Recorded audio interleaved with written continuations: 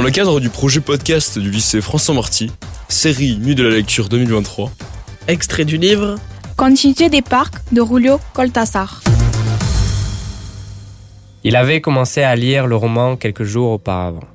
Il se laissait lentement intéresser par l'intrigue et le caractère des personnages. Il reprit sa lecture dans la tranquillité du studio, installé dans son fauteuil favori, le dos à la porte pour ne pas être gêné par une irritante possibilité de dérangement divers. Il laissait sa main gauche caresser de temps en temps le velours vert. Il se mit à lire les derniers chapitres. Il jouissait du plaisir presque pervers de s'éloigner petit à petit, ligne après ligne, de ce qui l'entourait, tout en demeurant conscient que sa tête reposait commodément sur le velours du dossier élevé. Había empezado a releer la novela unos días antes. Se dejaba interesar lentamente por la trama, por el dibujo de los personajes. Volvió al libro en la tranquilidad de los estudios. Arrellanado en su sillón favorito, de espalda a la puerta que lo hubiera molestado como una irritante posibilidad de instrucciones, dejó que su mano izquierda acariciara una y otra vez el terciopelo verde y se puso a leer los últimos capítulos. Gozaba del placer casi perverso de irse desganando línea a línea de lo que rodeaba, y sentir a la vez que su cabeza descansaba cómodamente en el terciopelo del alto respaldo. Phrase après phrase, absorbé par la sordide alternative où se débattaient les protagonistes, il se laissait prendre aux images qui s'organisaient et acquéraient progressivement couleur et vie. Il fut ainsi témoin de la dernière rencontre dans la cabane parmi la broussaille. La femme entra la première, méfiante. Puis vint l'homme, le visage griffé par les épines d'une branche. Admirablement, elle étanchait de ses baisers le sang des égratignures. Lui se dérobait aux caresses. Il n'était pas venu pour répéter le cérémonial d'une passion clandestine protégée par un monde de feuilles sèches et de sentiers furtifs. Le poignard devenait tiède au contact de sa poitrine. Dessous, au rythme de son cœur, battait la liberté convoitée. Un dialogue haletant se déroulait au long des pages comme un fleuve de reptiles. Et l'on sentait que tout était décidé depuis toujours, jusqu'à ces caresses qui enveloppaient le corps de l'amant comme pour le retenir et le dissuader, dessinaient abominablement les contours de l'autre corps qu'il était nécessaire d'abattre. Rien n'avait été oublié, alibi, hasard, erreur possible. À partir de cette heure, chaque instant avait son usage minutieusement calculé. La double et implacable répétition était à peine interrompue le temps qu'une main frôle une joue. Il commençait à faire nuit.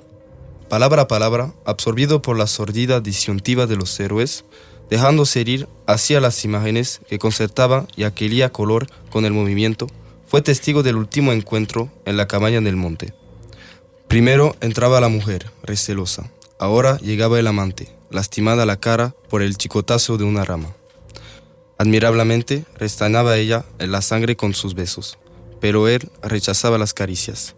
No había venido para repetir las ceremonias de una pasión secreta, protegido por un mundo de hojas secas y senadores furtivos.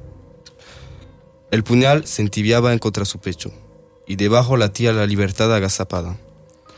Un diálogo anhelante corría por la página como un arroyo de serpiente, y se sentía que todo estaba decidido desde siempre.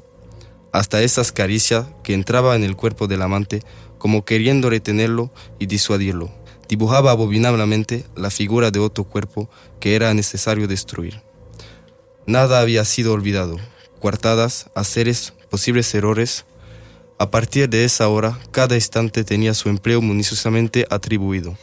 El doble repaso despiadado se interrumpía apenas para que una mano acariciara una mejilla. Empezaba a anochecer. Sans se regarder, étroitement liés à la tâche qui les attendait, ils se séparèrent à la porte de la cabane. Elle devait suivre le sentier qui allait vers le nord.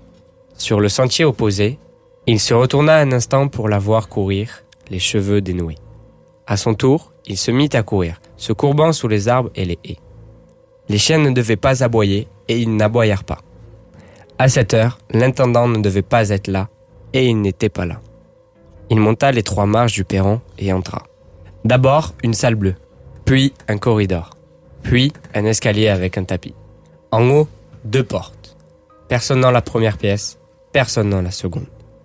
La porte du salon, et alors, le poignard en main, les lumières des grandes baies, le dossier élevé du fauteuil de velours vert et, dépassant le fauteuil, la tête de l'homme en train de lire un roman.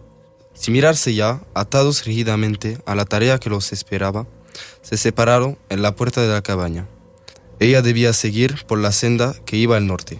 Desde la senda opuesta, él se volvió un instante para verla correr con el pelo suelto. Corrió a su vez, parapentándose en los árboles y los setos. Los perros no debían ladrar y no ladraron. El mayordomo no estaría a esta hora y no estaba. Subió los 3 peldaños del porche y entró. Primero una sala azul, después una galería, una escalera alfombrada. En lo alto, 2 puertas. Nadie en la primera habitación, nadie en la segunda. La puerta del salón y entonces el puñal en la mano, la luz de los ventanales, el alto respaldo de un sillón de terciopelo verde, la cabeza del hombre en el sillón leyendo una novela.